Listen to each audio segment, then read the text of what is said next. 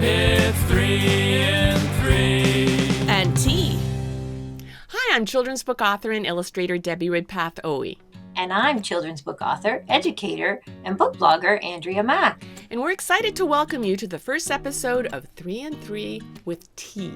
Each episode will be recommending 3 books for young people written or illustrated by Canadian. 1 picture book, 1 middle grade, and a 3rd book that we've been reading. And my tea today is Lavender Glow, a holiday gift from a friend. How about you, Andrea? Mine is ordinary green tea. But now to our 3 and 3. It's 3 and 3. And tea. I loved all the possibilities for using this book in the classroom. So many kids can relate to that feeling of the first time doing something and can come up with many of their own firsts. Kids love to talk about their feelings, and this book leads into that really well. When I read this book with my students, we talked about the excitement of walking in fresh snow, and I heard lots of stories about trying a new food for the first time. For literacy, you could make a list with your students about first experiences, a perfect source of ideas for journal or story writing. And these drawings and stories would be great in a class book. The idea of firsts even extends to math. Take one of the firsts from a story and turn it into a survey question. Do you like waffles? You can check out my blog for more teaching ideas for how to use this book in your classroom.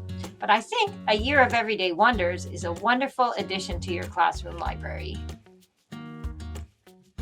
What a great book for kids who love nature and animals and mysteries.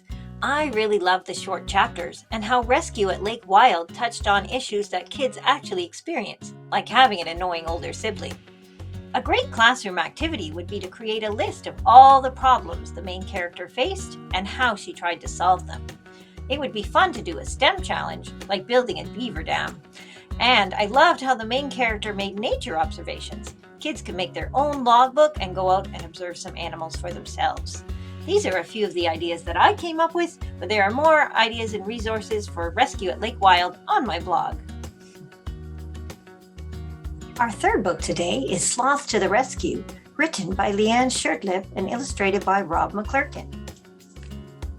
Kids will like this book because it's about an animal, but it's also about stepping out of your comfort zone and being brave. It even weaves in a strategy we teach kids to help them deal with strong emotions. This story also makes me think about slowing down to appreciate the wonders around me. Thank you so much for joining us in our first episode of 3 and 3 with Tea. Be sure to check out Andrea's blog post for links to all the resources we've mentioned. And if you've enjoyed our episode, we'd really appreciate it if you would spread the word about the books we've mentioned, as well as 3 and 3. Until next time, keep reading. It's 3 and 3. And Tea.